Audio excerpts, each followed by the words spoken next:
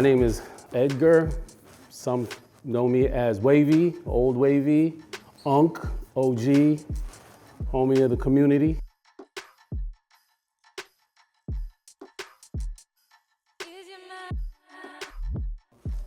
You know, kind of like the typical Cambridge story. Went to Cambridge with Latin. I was there for a few years. Didn't complete Cambridge with Latin due to situations beyond my means, but you know, was able to come back and do some great things for the community. I was in the military for a number of years, and with that, I came home, started a business in Boston actually, a clothing store. You know, always been in the forefront of what's going on and collaborations in the community, and making sure I'm ahead of the curve of what's going on and keeping my ear to the streets of what the folks like, whether it's young or old. With that, I've done a number of events to include nightclub events. I was part of the Z Square nightlife situation out here years ago, to segueing into small concerts and shows in Boston. Done a number of pop-up events in Cambridge, took over a lot of retail spaces. I would say I'll probably be the first to start an actual pop-up event space in Cambridge. This was years ago, where we took the old, and this is a landmark in Cambridge, the old Croquette Manhattan spot, which then turned into the Blockbuster spot and transformed that into an event space to run one of the first sneaker events in Boston, I would say, in Cambridge, back in 2011, 2010. I've worked with Viper. We put those things together to make it happen. I've collaborated with folks in Boston to also make those things happen. Shout out to Lace Boston. But with that, I've always been a person of like collaboration. I always look at the folks in the community, the kids of the community, you know, the businesses of the community, to kind of come together and make things happen. I always say I like to shake shit up. And with that, we brought some real dope quality events to the community. And I had a great time, and I still continue to have a great time doing it, for sure. Let me first say this. Cambridge is a huge melting pot.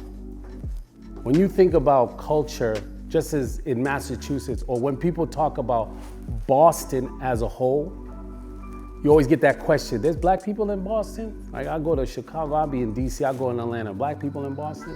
But when people do recognize Boston, that there is a cultural scene, I think now Boston is making their way, but Cambridge has always been in the forefront of being that cultural hub where people came to and enjoy, whether it be nightlife, whether it be restaurants, whether it be schools.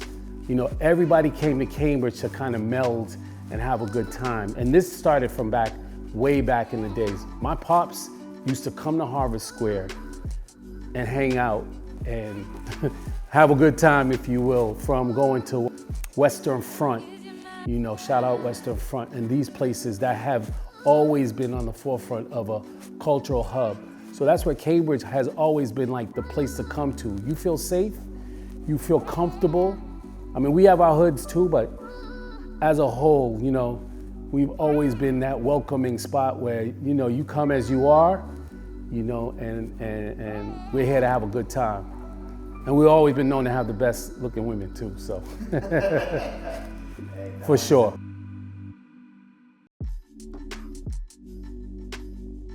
Yeah, I mean, that's something that we've always prided ourselves in too. We are the first and forefront of any fashion and style, stemming back from way back. But when I was coming up in high school, we was always the freshest kids. I mean, in Boston, no shade of Boston, y'all my brothers, but y'all known for Timbs and hoodies. We was rocking fresh kicks. You know, our style was always fly. Even though we kept it rugged, we still had a flair of flyness. I can name a number of OGs in this fashion scene, and just to keep it short, you know, we was always the flyest kids when it came to just even like when we couldn't even drive, we'd step on the bus, whether we taking that one bus from Harvard to Dudley to go to High Voltage to buy our kicks. Y'all was rocking y'all Adidas, we would support that too, but we would get like the K-Swiss, the Nikes, you know what I'm saying, and all of those flares, we would bring on some fly, fresh shit. We was the flyest kids. I will say that 100% hands down, Cambridge was always and have always been and will always be the flyest. And for me, it's just the young people that always keeps me young, keeps me fresh, and keep me abreast of what's going on. Whether it's like fly clothes, vintage, you know, again, we support the vintage community heavy. We was one of the first to, you know what I'm saying, have that vintage scene on lock. Shout out to the Garment District. I was shopping there getting, you know, different music tees when cats was like, you know, still getting like streetwear stuff. And, you know, there's just a history that always keeps us, you know, abreast of what's going on. Yeah, you know, what I'm happy to see is that there's a still vibrant music scene out here. One of the things I could say that I appreciate about being here is growing up, being able to go to the Middle East and seeing some of these dope, you know, hip hop shows, indie shows, whatever the case may be. Again, that's one of the things that brought all the folks together in this community that we know and love. There was a challenge when we thought it wasn't gonna be for a little while, and then it circled back around. It just made sense to kind of keep that same aesthetic. You know, Middle East will always, hopefully will always be here, but again, it's that hub where folks will come through and perform, and you would be the first to see some of the latest, or I'm sorry, some of the upcoming artists that would be now some of our household names. I remember when I was a promoter and I was doing events, we would bring folks like Playboy Cardi, Uzi Vert, yeah, Father. You know, I was part of all of those alongside with other great promoters. Shout out to Leeds and all that stuff. But we were able to bring these artists and entertainment to the, you know, even when certain genres, Skrillex and, you know, the Moombahton scene. I remember, you know, we brought Kid Sadek and, you know, all these folks that we was able to bring to Boston, they came to Cambridge to perform.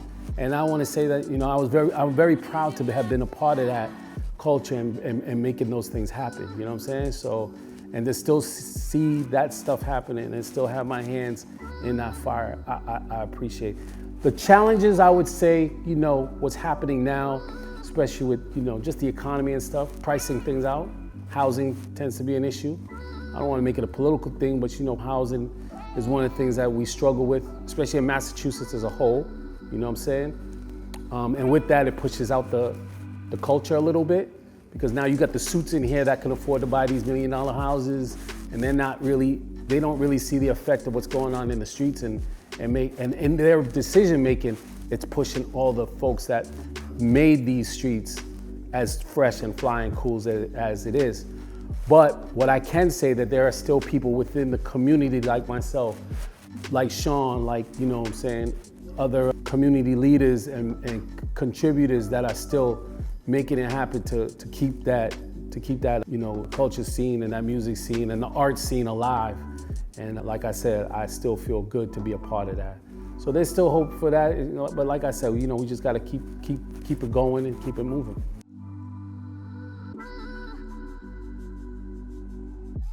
Yeah, so I would say I co-curator with Sean, co-hype man, because it wasn't gonna happen, and I kind of was like, nah, bro, you did the thing last year. It was really dope. Although it changed certain elements of it changed, we wanted to make it a more wide stream, if you will, a more wider audience from what it was last year, and that's why we wanted it to be the people's party. I think this event is one of many events which I believe will be a legacy event here in Harvard Square. In the heart of Harvard Square, the fact that we could block the whole street off. We're teaming up with one of the fastest growing and hottest vintage market producers in the city, Select Market. I'm very proud to be able to work with them. Although some say, yo, that's your competition, y'all vintage guys, y'all do these events. I'm like, nah, these guys, first and foremost, they put in the grit, they got it from the mud, and they put in the grit to where they are. So I'm very proud and very excited to work with them on this project. And again, like I said, collaboration is always important to me. So working with them and then getting the hottest DJs in town. You got Viper, you got You got Real P, you got Mez, you got Icy Fever, you got Trigger Trey, my guy. So many folks that are coming out to represent this show. It's gonna be an amazing, amazing event. Shout out to everybody Gotta Eat, who's gonna be our food sponsor. You just gotta be there. Like, this is unprecedented. This is something that's gonna be crazy. And like I said, it's just one of many legacy events that we're gonna bring to the city of Cambridge, for sure.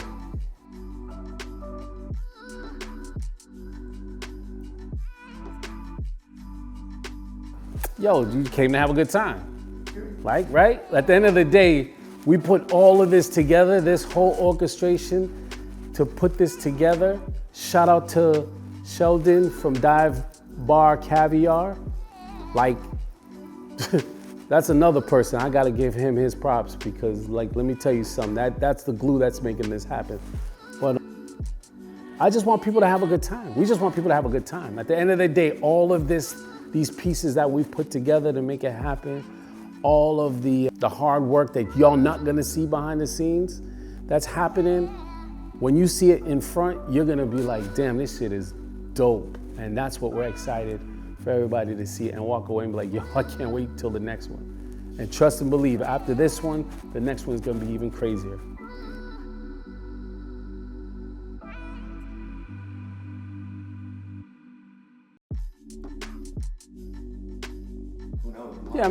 Yeah, no doubt. I mean, I have my hands in a lot of different pots, whether it be here, Cambridge, Boston. I'm also, Martha's Vineyard is another place where I have my hand in heavy. I got a huge market event that's happening in August, the MV Vibe Fest.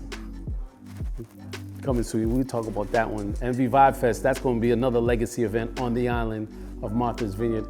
And I'm also expanded out to the Dominican Republic, where we got some stuff going on over there as well. So, my thing is, like I said, I try to stay behind the scenes to make some shit happen, but definitely when things are happening, you could tell that it has that, that wavy touch to it. What's bound to happen. Hey, Barry, thank you so much for giving this beautiful poetic night. Yeah, man. Culture and people partying. Shout out to you, Panda Culture, man. I see y'all going. I see y'all doing y'all thing, man. I appreciate you, man. I appreciate being here and being able to talk about the People's Party. Listen, Saturday, I'm telling you, you do not want to miss it. 12 to 7, all the hottest DJs. We got the illest. We blocking off the whole street.